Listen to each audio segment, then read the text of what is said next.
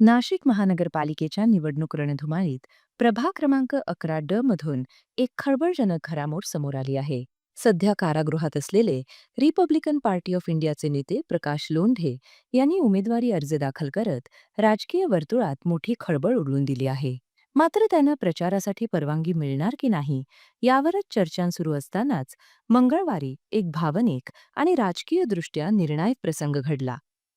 प्रकाश लोंढे यांच्या काकू भिकूबाई हौशीराम लोंढे यांचे निधन झाल्यानंतर न्यायालयाकडून विशेष परवानगी घेऊन कडक पोलीस बंदोबस्तात प्रकाश लोंढे काकूंच्या अंत्यविधीसाठी उपस्थित राहिले होते.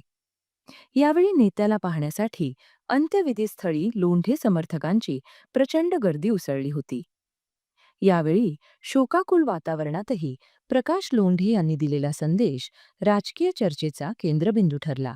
आता रडायचं नाही, लढायचं, असा थेट आणि आक्रमक संदेश देत त्यांनी समर्थकांमध्ये नवचैतन्य निर्माण केलं. किती खोटं व्हायचं होऊ द्या, संयम पाळा.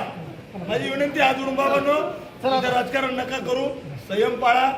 माझ्या कुटुंबाला सांगतो, बाबाला रडू नका, तुम्हाला लढायचं आहे. सत्यमेव जयते.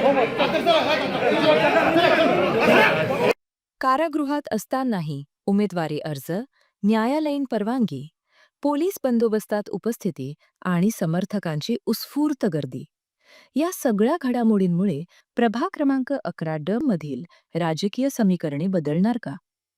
सहानुभूतीची लाट उभी राहणार का? आणि इतर पक्षांच्या उमेदवारांची डोकेदुखी वाढणार का? या सर्व प्रश्नांची उत्तरं आता निवडणुकीच्या निकालातूनच समोर येणार असून प्रकाश लोंढे हे नाव प्रभाग क्रमांक 11 मध्ये निर्णायक ठरणार का? याकडे संपूर्ण शहराचं लक्ष लागलं आहे.